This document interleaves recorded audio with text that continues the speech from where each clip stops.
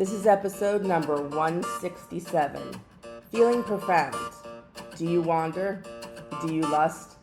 You can listen to this podcast anywhere you love listening to your favorite podcasts. Go to wideopenspaces.com. Ilise is spelled I-L-I-S-E. Now this is the podcast, Wide Open Spaces with Ilise and the Fiery Redhead.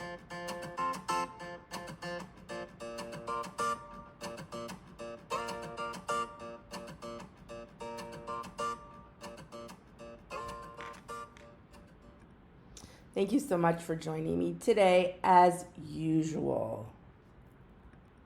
I'd like to shout out to those of you who have been listening to me all over the world, which totally excites me.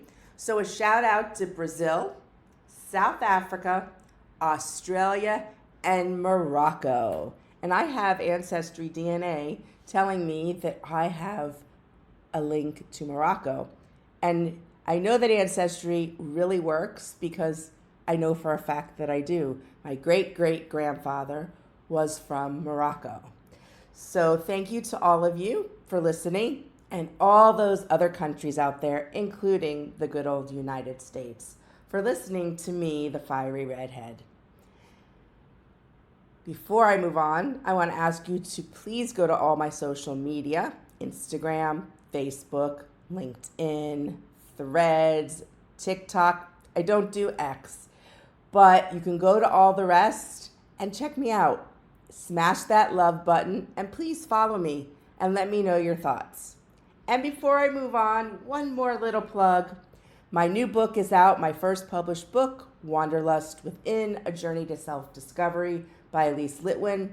Most common places you can get it, Amazon, Barnes & Noble, Goodreads, but many other smaller bookstores all across the world are selling my book. So take a look at it. Figure out what your Wanderlust Within is. And you just never know where you might wind up. Have you ever had a profound moment in your life where everything changed? You can remember the moment where things changed. Your reality will never look the same again. Internally, you will never feel the same again. These are profound moments that happen in our lives. And I could list off some of the basics: getting married, having children, grieving the loss of a loved one,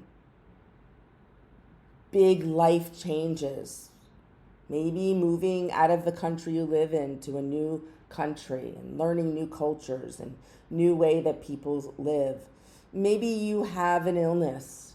Maybe you've been injured and your whole entire physical body and the way you move throughout your life changes. These are things that are profound that happen in our lives. Some are big life milestones, some are sad life milestones, and some are unpreventable and unexpected. And I know we've all had, even if you're younger and you're listening to me, we've all had those profound moments. Some may be more basic and some may be more grand. And the word profound itself sounds so grand and so large and so big.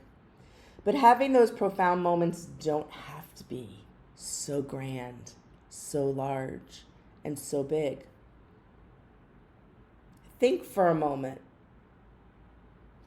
Pull out from your memory bank a profound moment that you've had in your life that you felt changed you. Look at that moment here as we talk a little bit.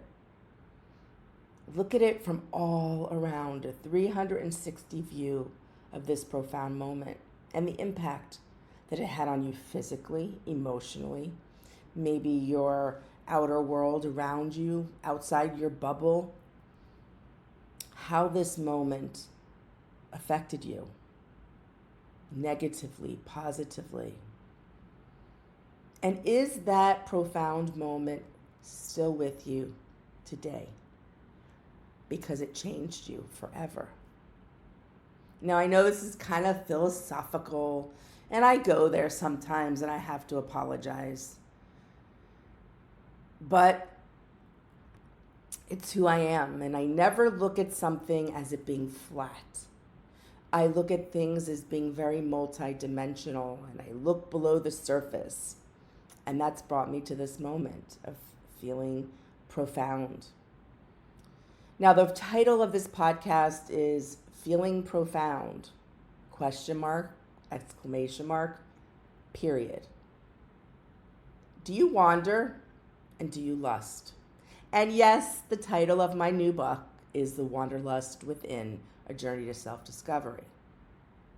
But I wanted to take the word wanderlust and separate it from that title. Because wanderlust is a passion for something. You're looking for something to fill that internal lust of desire, of heightened senses. No, lust doesn't always have to be attached to something that's sexual. We can lust food. We can lust experiences. We can lust to want to be in people's presence. You can lust wanting to buy a new designer bag. Lust comes in many different forms, and it looks very different for everybody. So do you wander and do you lust? Wanderlust. It's looking for that next big thing that's going to heighten all those senses, make you feel alive. I know the phrase is probably fairly new, maybe in the past decade or so, where we've heard this word a lot. But I have to say, wanderlust really is how I've always lived my life. Looking back now, not realizing that I was wanderlusting, even in my teens and in my college years, I was always looking for that thing that heightened all my senses that way. I used to think, looking back on it, that it was avoidance. Avoiding college classes. Let's take a road trip. Let's get away from it all. Avoiding working 9 to 5. Let's take a trip. Let's go away. And then dreading coming home. And in those younger years, and I'm sure a small part of it was avoidance and not wanting to have to deal with responsibilities. But I see and look back and see a trend throughout my life of this wanderlust, always looking for the next big thing, not in avoidance. And as I've gotten older and evolved, when I am away, I look forward to coming home because my home life has become my safe space, my comfort zone. So I know when I look back, it wasn't about avoidance mainly. It was about always having this internal high of wandering and learning and finding out new things. Do you feel like you have a wanderlust inside of you? Or does that wander and that lust fall somewhere way down low in the priorities of your life? And I know for a lot of you it does. And for some of you, you may not have a desire to necessarily wander to different places.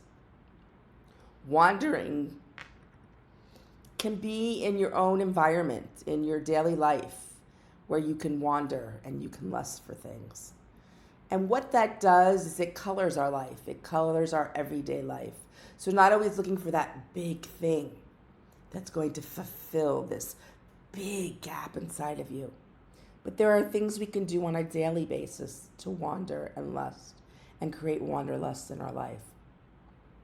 Now, when I say wanderlust, it sounds a little exotic, a little intriguing. And because for me, when I think of it, it just gets my mind going of all the places I've been and all the places I want to go. And when I travel, it's not strictly about being the typical tourist. And I am, don't get me wrong. But I open my eyes and I really look at the people and the places and their habits and the way they do things. And this is part of that wanderlust that I enjoy. I want to have the greatest understanding of this planet and the way people live all over the world with inside of me for as much and as long as I'm able to, physically, mentally, financially. Not everybody can just pick up and go across the globe. It's expensive and it costs a lot of money. And there are ways to work around that and do things in a more budget type fashion. But you can also wander and lust within the continent that you live in, where it doesn't have to cost so much money. And so I don't want you to sit here and go, I don't have the time. I don't have the finances. I don't even know where I would go or what I would do. Do you know that you're really, truly doing yourself a disservice? Because our makeup, the creative makeup, the endorphin flowing hormones that our brain naturally releases when we're doing things that make us happy, crave wanderlust. It craves to wander and it craves to feel lust in those different ways that I described.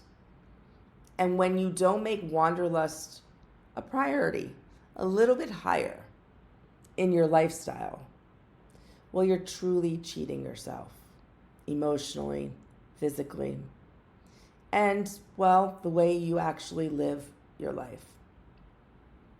Now, if I were to ask you right now, can you identify anything in your immediate world, your daily life, that could fall into the category of being looking for that wander and their lust? How about, and this is something I wouldn't say I would never do, but probability never, skydiving. Skydiving can be done anywhere in the world. But think about it. You put on all this gear and you know that there's this parachute that's supposed to open up and slowly let you come down to earth. But there's always that little bit of fear and that nervousness. What if it doesn't work? You go up in this small Cessna type of plane, usually over someplace that you will see beautiful views. And you have your professional strapped onto the back of you, thank goodness. And they count 1, 2, 3, 4, 5, 6, 7, 8, 9, 10, and off you're out of the plane. And you're free falling with the wind in your face like you've never felt it before. Your hair getting caught in your mouth. Looking to the left, to the right, and down below you. Saying to yourself, how the frig did I get here and what did I do? But this is freaking awesome. And then before you know it, the parachute opens, it pulls you back up a little bit, and then you slowly, slowly come down to earth and land on your butt. That's wanderlust. That feeling, that experience is feeling the wander and the lust within inside of you. Maybe some of you that are listening to me have bungee jumped. I could tell you, I will never do that. But there's a wander and there's a lust in it. Maybe you've gone to Arches National Park in the United States and you've hiked and you see this rock and the formations.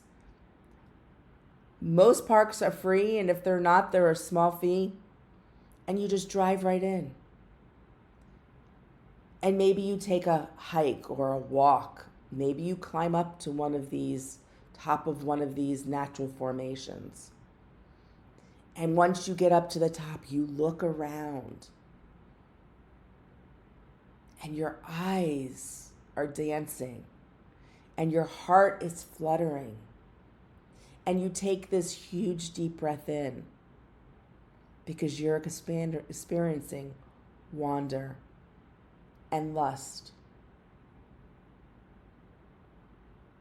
Maybe there's a place That's just always been someplace you've wanted to live or visit on a little vacation, road trip, boat trip, flying. That is wanderlust. I had a friend who just went to Seattle, and I've been to Seattle before. And when she was telling me that her plans changed and she was going to go to Seattle instead, it was kind of a spontaneous decision. And she said it's always been a bucket list thing for her. Now, for some people, they'd go, Seattle? Bucket list? But for her, it was a bucket list.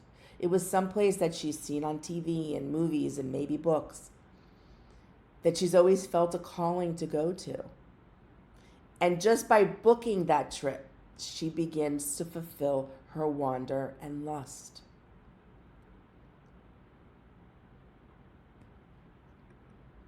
You know, in the wintertime, they have that competition where it's like that cold plunge. And it's like frigid temperatures and the water's frigid. And all of a sudden, this huge group of people go in the water and they come back out. And those of us that are watching from afar or on TV or on YouTube or whatever, go, the fuck is wrong with those people? Why would they want to do it? They're fulfilling a wanderlust within inside of them. They're wandering into new territories, and they're lusting by challenging themselves and doing something different. And don't tell me that running into this frigid water isn't exciting all of your feelings and your senses like lust. And let's go something a little bit more basic. Maybe you're a lover of pets, which most of us are. But you really can't afford to have a pet. They're very expensive. There's a lot of maintenance. But yet you feel that wander and that lust to want to have a pet in your life, and you don't have the means. And so you decide one day just to walk into a pet store, knowing you're not going to purchase any of these pets, but you're able to spend time and sit with these pets, dogs, cats, gerbils, hamsters, whatever your fancy is. And most pet stores will allow you, once you clean your hands, to have a little area to sit with that pet. Think about how this experience makes you feel. You've left your bubble and home and you've wandered into a pet store. And you're fulfilling that lust for wanting to have a pet in your life. Will it make you a little bit sad? Maybe. But at the same time, there's a chemical reaction going on in your body. The endorphins are flowing. Your heart rate is lowered. Your blood pressure is lowered. There's a sense of calm. This animal is helping you to fulfill your wanderlust. Yes, it's as simple as that. And what you wander for and lust for is very personal. And for some, like me, maybe a little more grand. But there are small things that I do, that I wander and lust for. Right now, as I'm speaking to you, I am sitting on a deck, a wooden deck. There are bushes, trees in front of me. The only thing that stops me on this wooden deck from walking off is just like this rope, this thick white rope. And then there's just nothing, dirt, trees, bush, and in the distance is a river. And I'm looking right now at where I'm sitting and what I'm doing. And I really can't believe it. As I'm talking to you about wanderlust, I am physically in the most pinnacle wanderlust of my life. You see, I'm sitting on a deck.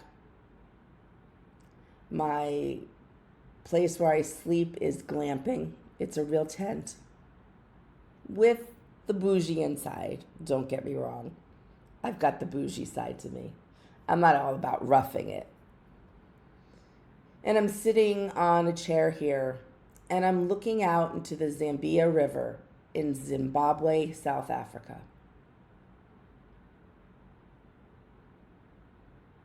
And it's beautiful.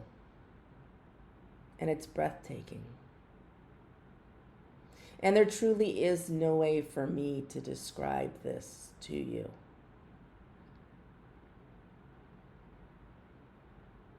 I've had a trip of almost 12 days, and it's coming to an end. I've been to Cape Town, South Africa.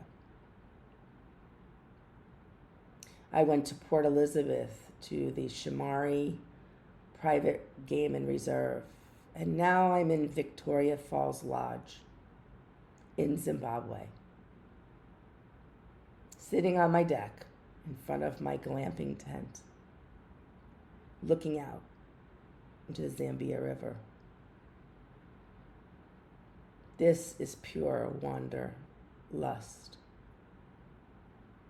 As I came out this morning, we were going to Victoria Falls, and we had an early meeting time because it's quite hot here in Zimbabwe.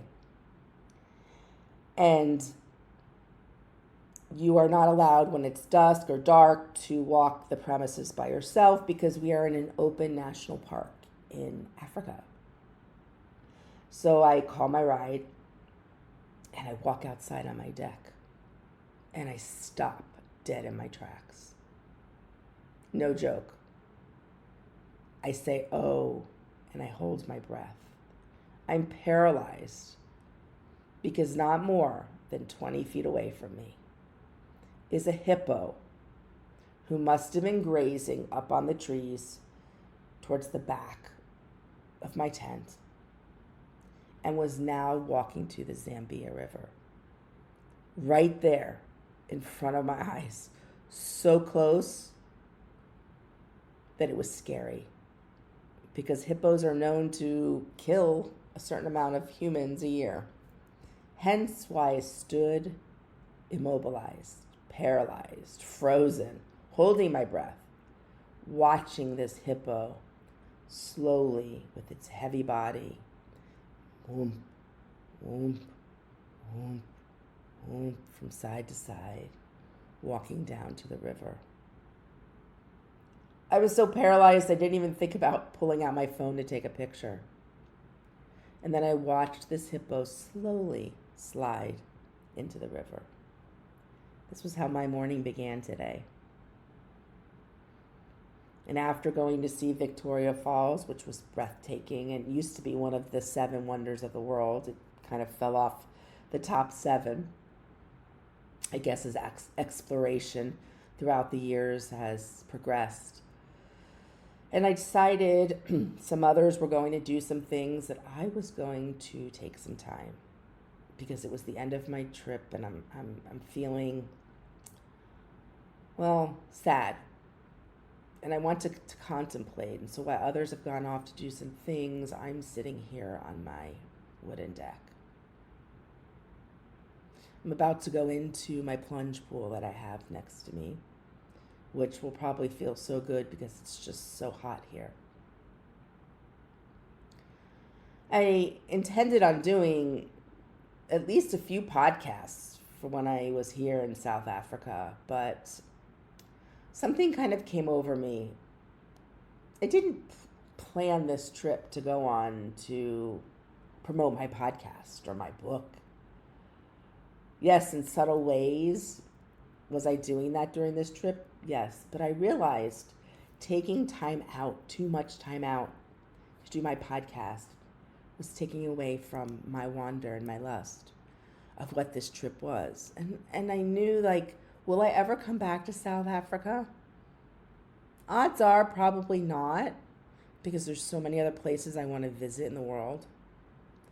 But what I will tell you, that it's going to be very hard for any place I ever visit again to compare to where I am right now in South Africa. This is a phenomenal place, and I've experienced phenomenal things here. And I'm with 8 other women who I really didn't know before this trip. And that's a whole other dynamic we could get into. I mean, I'm not a true girl's girl. And I thought to myself, oh my God, what am I getting myself into? I love each and every one of them for what they have brought to my life in these 12 odd days, and where they will be in my life forever, hopefully, because we've all experienced something that we could never explain. I could never explain enough what I am feeling sitting here on this deck and what I've experienced. I can paint a picture for you. And I don't know the best way to do that. Will it be through a blog? Will it be through a short book? Will it just be here on my podcast? I don't know. I'm sure when I go home, I have a lot to process and think about. But for now, I'm sitting here in Zimbabwe. And I just want to share a few of my experiences since I didn't do all these podcasts that I intended. We had great tour guides. I mean, amazing. We went to Shamwari, which is a private game and reserve. And every morning, sunrise, and every evening, sunset, we were on safari. And Brad was our ranger guide for the entire trip. And what a guy he was. First of all, nicest guy, because South Africans are amazing. When you come to South Africa, you become part of their family. They treat you like royalty. And it feels like, not like when you go to other places, they're being paid to treat you this way. It really is just part of the South African people's makeup. To be kind, to smile, to want you to be happy. When you're happy, they're happy. Yes, it's a job that pays their bills, but they put all of themselves into it. And as the tourist, you truly, truly feel that. And Brad did that for us, and all the other staff at Shamwari did this for us, made us part of their family.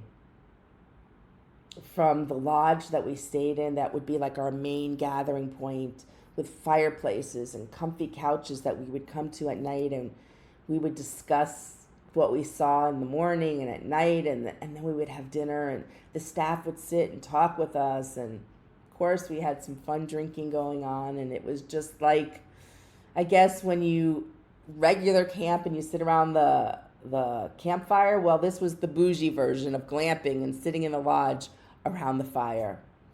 And it was cold. It was quite cold in the morning and at night when we were in South Africa. Brad was so knowledgeable. I mean, he just knew everything about the flora and the fauna. And we saw the Big Five. And he really worked hard to fulfill our needs. And in the end, when we were all sitting in the Jeep, which was extremely hard for me to get into with my short legs, we all sat there and said, I'm changed forever. I will never be the same person I was when I got on the plane to come on this trip. And I'm going to briefly share a few, because there were so many experiences, to show you how my profound experience of being in South Africa fulfilled my ultimate wanderlust. And in turn, I know you're not going to hop on a plane to South Africa, but I hope I kind of spark a desire in you to fulfill your own wanderlust, whatever that might be. Life is so short, and we need to look for those pleasures. And God, the pleasures I've experienced while I'm here in South Africa, well, unexplainable, undescribable, but inexplicably breathtaking and amazing. We hear Brad go, shh, so we all quiet. as he comes around a corner and we hear him on the radio talking to other rangers. And as we pull up, and the ride is pretty bumpy. Sometimes the ride's so bumpy that your tush comes up off the seat. And as he pulls up our Jeep, honestly, I can't believe what I'm seeing. Literally. We've all been to zoos. We know what it's like to see a lion, a male lion with its big dark mane and them climbing the rocks in the zoo. Okay, this was no frickin' zoo. This was 2 male lions. And we pulled up to try to get the right angle. And no joke, we were about 7 feet away from this lion, eating a zebra. We had just seen a whole herd of zebra. And witnessing in those few moments the complete circle of life. This beautiful herd of zebra, one obviously became prey. Watching this lion eat the zebra leg, the crunching of the bones, the smell, I literally could smell the blood. Now, I have a very good smell, something redheads have, their sense of smell is very strong. But all you could sit there and do, as gross as it was, watching, but in amazement, how this animal took down this large zebra and is now eating and breaking apart the bones. And towards the end, there was this big piece of skin, and I watched the lion put it in its mouth and kind of struggle to eat it. And I know it sounds gross. And it is, for all intents and purposes, and extremely sad. But this is how wildlife survives in Africa or anywhere where there's natural habitats. And we just sat there and watched and listened in awe. We were afraid to make any noise because honestly, there were times when Mr. Lion looked up at us and locked eyes with us. And that wasn't the first or the last time where animals actually locked eyes with us.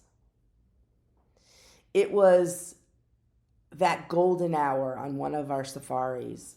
And you know what the golden hour is, right? And if you don't, it's that time right as the sun's setting where everything looks golden. And they say if you're going to take professional pictures or your own pictures, this is the time of day that you get the best glow. So we're on the savannah and we're driving because the radio, they've said there was an elephant out on the savannah. And we pull up. And the elephant is probably like 20, 25 feet away. But we're dead on looking at this elephant. And he or she stands there, moves around a little bit, moves the trunk around a little bit, and we're just shh. And all I keep thinking in my head of the story that my mom told me why she didn't want me to go to South Africa, because this elephant came and with its tusks picked up this Jeep and a lady passed away. And so I'm sitting here in this moment going, she's going to say, I told you so. But that's not what happened.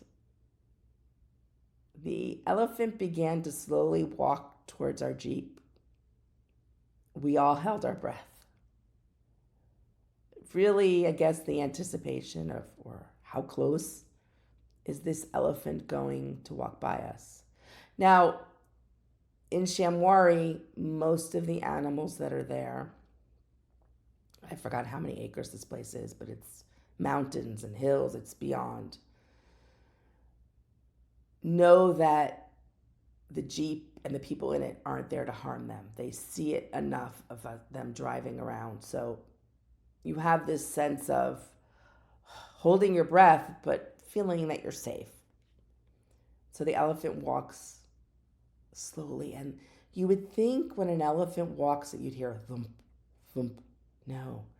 Their feet and their pads hit the ground so gently, there's no noise unless there's the crunch of the grass. The elephant keeps walking towards us. And when I tell you, he's staring at us. He comes to the front of our Jeep, she, and then slowly goes to the right and walks right around our Jeep. And so envision this. We're staring straight ahead. The elephant begins to walk to the right of our Jeep, and our heads are slowly turning, watching this elephant walk literally right next to us. I mean, if I put my hand out far enough, I could touch the elephant. And the elephant slowly walks and goes off into the distance. Wanderlust. Pure wanderlust. It's now another night on our safari, and it's getting pretty dark. And we're about to cross one of the red dirt roads, and we stop. There is a mama hippo and her baby. Mama rhino and her baby. It's another stare down match. And you literally, they look like they're looking into your eyes. It's really crazy. And this went on for about 5 minutes where we were shh. Because rhinos are known to go full forward and go towards these Jeeps. So we're quiet. And the staring match goes on for 5 minutes, no joke. And slowly the baby decides to go to the right and start walking, and the mama follows, and off they go. Wanderlust, pure wanderlust. Now, there were so many other experiences at Shamwari, and I could go on, and you don't want to listen to me for hours. I'm trying to get you to feel the passion that I felt and what wanderlust can do for you. And I know this is on a grand scale, but if you listen to me for the first time or you've been listening to me, I have changed. I am a totally different person, and I want you to know why. How I will never be the same again. And this next vision will tell you exactly why. It was our last full night sunset safari. And we were all kind of obsessed with elephants, and we had seen elephants here and there on the reserve. But we hear something come over the radio, and he's like, ladies, there's some elephants. Now, I knew that. Some of us could actually smell, when we were driving through the bush, elephants. It kind of smells like a zoo, I guess, that smell. It's like a musty smell. But I always knew I would be like, I smell elephants. And then Brad would say, there's elephants ahead. That's how strong their odor is. So we're kind of going, and it's bumping, and our tushes are coming up out of the seat, and I'm holding on, and we're about to go over this hill, and we have to stop. Now, it's a mountain, but small mountains. It's bigger than a hill, and the dirt road goes up to the top, and that's where we were going to go. But we can't, because looking down on us are 3 giraffes. And I have to tell you, I'm glad we didn't have to shh, because they were far away. And you really don't have to shh when giraffes are around anyways. Because the giggles and the amazement that was coming out of us. These giraffes are looking down at us, and there's 3. And then there's 4. And then there's 5. And then there's 6. And they're just looking down at our Jeep. Basically saying, you ain't coming up here. Don't even think about it. You could even see them like cock their heads. Honestly, it was like they were talking to us non-verbally. Not in a threatening way. You could tell with the cocks of the head, they were kind of curious about us. And we sat there for a minute, enjoying it and taking it all in. And then Brad says, okay, I think we need to go a different direction. So we go back and we start to go into the bush now.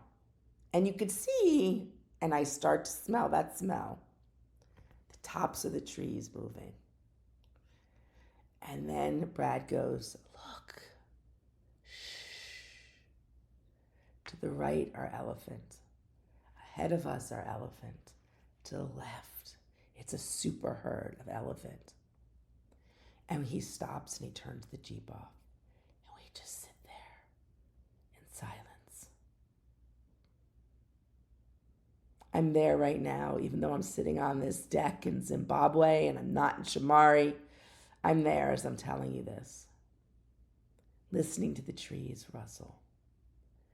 It's really amazing to watch elephant eat. With their tusk, they pull down the leaves from the trees. You can see the bottom of the tusk like wrap around the leaves. With their tusk, they swing it around. They hit themselves with it. They scrape it on the ground. I'm sure there's a reason for it, and I could look that up, but I didn't. And then they put the leaves in their mouth. This whole process with their food. So we were watching that, and then out comes a little baby elephant. Be still my heart. The cutest thing. So it's standing there, and you could tell it's fairly newborn, and it's trying to figure out its trunk. And it's awkwardly moving the trunk, hitting itself in the head with the trunk and making the trunk kind of twirl. And it was hard not to giggle inside, but it was so sweet and so beautiful. Life. And then one of my friends says, Brad, there's elephant behind us now coming down this dirt road. I look back, and at first I'm like, who cares? And I look back, and you see this big thing walking towards us. Now we've got elephant in front of us, to the right, to the left, and behind. And Brad, of course, says, I'm not feeling quite comfortable. Let's move away from this. So we move away a little bit into this, starts to become a savanna area. Savanna's where it's more just low bushes and dirt, not the high bush of trees that animals can hide in. It's an open area. And then he turns the Jeep around to face this same hill-type mountain that the giraffe are on. And at the base of the mountain is the super herd, all out in the open, right before the savanna, eating, moving, seeing the trees move as they move through the bush there. Fascinating. But then your eyes look up, and there's the same giraffe that were looking down at us, cocking their heads in question, non-verbally saying, don't come up here. Well, now they've decided to come down this hill mountain. And it kind of like in a zigzag way from right to left, 10, 12 giraffe with their elegant way of walking. So picture this scene. 9 women sitting in a Jeep. Brad, our ranger, Jeep facing this mountain hill. Elephants at the base, super herd, can't tell you how many. And right above, giraffe coming down. I mean, I wanted to burst out and sing The Circle of Life, because this was not real. What I was seeing was not real, but it was. And I can be honestly saying my brain didn't know how to process it. It was almost like I was watching a movie. Is this real? Am I here? What's going on? Oh, it was real as hell. And it was fucking amazing. I love Shamwari. And I love it here at Victoria Falls Lodge. And I'll share 2 more experiences before I let you go, because I want to share my wanderlust with you. So in Zimbabwe at Victoria Falls, we go down a boat, the Zambia River, to get to our lodge. And that's amazing in itself. And as we're going to our lodge, a super herd of elephants. Now I'm in Zimbabwe, and there's this super herd of elephants, totally a different area, 3 hours by plane away. But this group's in the water.